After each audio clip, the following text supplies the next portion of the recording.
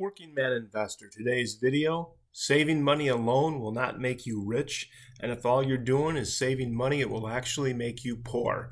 So that's some of the oldest advice we ever get. Our parents, our grandparents, our aunts, our uncles: go to work, get a good job, a secure job, and save your money. Well, today's economy is changing. We're all reading about AI coming in and potentially taking jobs away. And furthermore, this country's sitting at $37 trillion in debt. When a country's that indebted, inflation is bound to happen. When that happens, it'll start to eat away at your savings. You cannot just save money and get wealthy. What you have to do is you have to learn how to invest. You have to find an asset class, at least one, that you're comfortable in that'll either give you income or growth, and invest in that to actually build wealth. There's a saying, and I can't remember who actually said it. I wish I did. I'd give him credit for it. He said, if you think investing is risky, wait until life hands you the bill for not investing. That's true. If you take that old antiquated advice of just, I'm going to go get a good job, a secure job, I'm going to save my money, I'm going to cut back, I'm going to make my coffee at home, I'm not going to get Grubhub, I'm not prep my meals. All that stuff is good. And it's a good way to start when you're first starting off with investing. You should make your coffee at home and cut all those unnecessary expenses, but you want to get to the point where you don't have to worry about that. I don't give the advice of never buy a coffee. If you want a $6 latte and you've got money invested and you have an emergency fund, go get your $6 latte. You want to get to the point in your life where you can enjoy money. Life isn't just about making money and scraping by and saving every penny and stretching for it and skipping vacations. That's all stuff you want to do in the very beginning. What I say, the first 10 years, that first decade is hard. That decade of saving, that's where you do that in the very beginning. You want to get to the point where you can start buying things without looking at a price tag. And the only way to get there is through investing.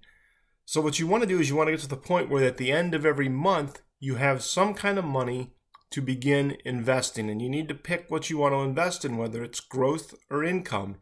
You want to build multiple revenue streams. So my revenue stream are rental properties and private money lending.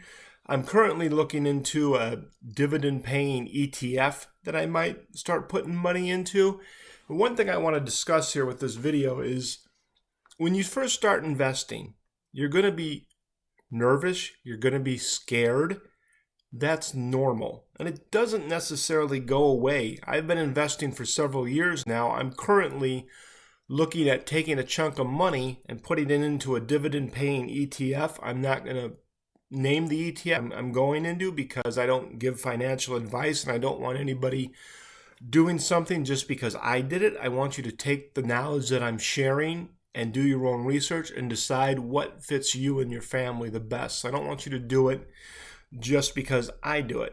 But I'm looking to invest a chunk of money into a dividend-paying ETF. So an ETF is just a basket of funds. It's low fee. That's why I like ETFs. And what I'm going to do is I want to invest into it heavy for the next 5 to 6 years. And then when I retire, I want to start drawing the dividend every 3 quarters as a cash flow to go along with my rental properties, to go along if I can get myself monetized on YouTube, to go along with my wife's pension. She's retired and has a pension. All this cash flow is what I go for. There's 2 really different styles of the way you can do it. You can do growth, which is you just buy an asset and goes up in value and you sell it and you pocket the difference. Or you can do income. I kind of do both. I'm more heavily invested in income with my rental properties. They produce income every month. And then with the ETF, my private money lending, where I loan people money and then they pay me back with interest. I loan them money to flip houses. That's all income. I do have an index fund that follows the S&P 500. That's my growth fund, but that's also pays a dividend. Other examples of growth, which while I don't have cryptocurrency, I do feel like there's room for it in a portfolio. Bitcoin's been going up. You can buy fractional Bitcoins, meaning you don't need 115,000, whatever it's trading for, to buy one coin. You could put $100 a month in. A lot of people are into that. I have people message me when I say I don't invest in Bitcoin and say if I'm not investing in Bitcoin, I'm missing out. I don't argue that point. It's just an asset class that I'm not comfortable with. Again, you want to find the asset classes that you're comfortable in. I'm not anti-Bitcoin, though. It absolutely could have a place in somebody's portfolio. And if it's something that you're that passionate about and you want to go all in on, I don't object to that too. You do you. But the point is to start investing. And as you're investing, as you're buying assets, you're going to start to get more confident. So you get less nervous. You get less scared when you invest money. But when you start investing large sums of money into assets, it's always a little bit scary. So you just have to prepare yourself for you and keep repeating that saying to yourself. If you think investing is scary, wait until life hands you the bill for not investing.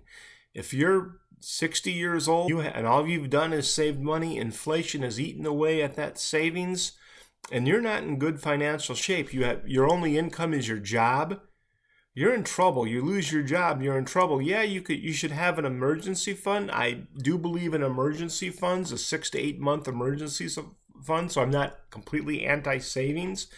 But after you get to that 6 or 8 months emergency fund, you should really start investing. And at that point too, I'm assuming that you have all your bad debt paid off, your credit cards, your student loans, things like that, any personal loans. You want to pay those off first, and then you start investing. So that's kind of what I wanted to get through today. Just to get started, you need to start investing in something. You need to understand that the odds are stacked against you if you're not investing. The days of just saving money and that's going to be enough for you are over. You got to find assets. You got to find the asset class that you're most comfortable with. Like I said, there's real estate. Rental properties are great. I use a property manager, which makes it relatively passive for me. There's ETFs, there's individual stocks, there's cryptocurrencies. There's all kinds of asset classes out there. You want to try to find something that you can become an expert in too. If you become an expert in something that has a market, it could be a way for you to make more money.